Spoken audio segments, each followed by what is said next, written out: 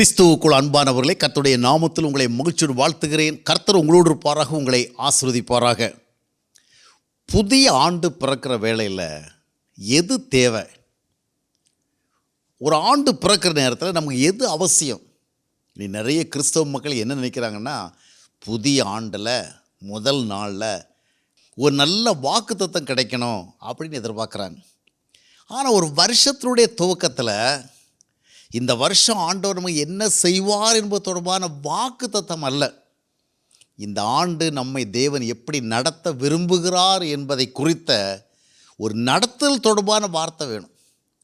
வருஷத்தினுடைய துவக்கத்தில் விசுவாசத்தோடு தேவனை நாம் நோக்கி பார்த்து அவருக்கு நம்மை அர்ப்பணிக்கணும்.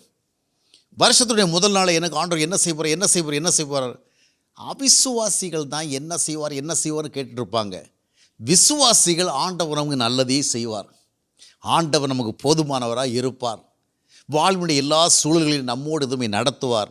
அதுதான் விசுவாசிகளுடைய சிந்தனை. இன்றைக்கி பரிதாபகரமாக மக்கள் ஒரு குறிப்பிட்ட விதமான கலாச்சாரத்தினால் பாதிக்கப்பட்டவர்களாக இருக்கிறாங்க. வருஷ துவக்கத்தில் போதர் வழியாக ஆண்டவர் ஏதோ ஒரு வாக்குத்தத்தம் கொடுப்பார். அதை நாம் விசுவாசிக்கணும், அதில் கை வச்சு ஜெபம் பண்ணணும், அதை நம்ம பைபிளுக்குள்ளே அந்த அட்டையை வச்சுக்கணும், அதை நம்ம பார்த்து எதிர்பார்க்கணும்.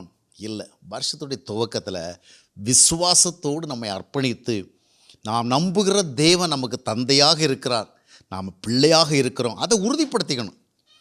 பிள்ளையாக இருக்கிறோமா என்று அவ்விதமாக உறுதிப்படுத்தி கொண்டு அந்த தேவனை சார்ந்து ஜீவிக்கணும். இந்த வருஷம் முழுவதும் தந்தையாகிய தேவன் பிள்ளையாகிய என்னை உரிய விதமாக நடத்துவார்.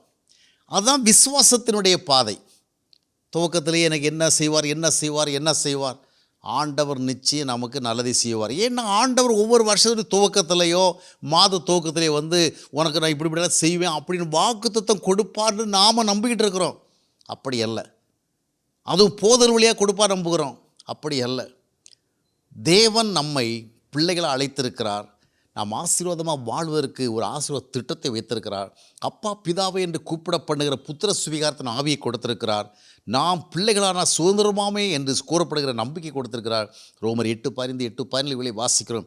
எனவே பாஸ்டர் இந்த வருஷம் எனக்கு என்ன வாக்குத்தத்தை கொண்டு வர போகிறார், இல்லைன்னா பிரபலமான ஒரு சுவிசேஷகர் எனக்கு என்ன வாக்குத்தம் கொண்டு வர போகிறார், அந்த மாதிரி எதிர்பார்க்காதபடிக்கு தேவனை உறுதியாக பற்றி கொண்டு சார்ந்து கொண்டு அவருக்கு வாழ்க்கை அர்ப்பணித்து இந்த ஆண்டு கர்த்தரோடு நான் நடப்பேன், கர்த்தரோடு வாழ்வேன், கர்த்தர் என்னை நடத்துவார், அவர் எனக்கு போதுமானவராக இருப்பார் என்ற நம்பிக்கையோடு நம்ம செயல்படுகிற பொழுது நிச்சயமாக இந்த ஆண்டில் ஆண்டவருக்குள் நாம் களி கூறுவோம். கர்த்தர் நம்மை நடத்துவார், அவர் நமக்கு போதுமானவராகவே இருப்பார்.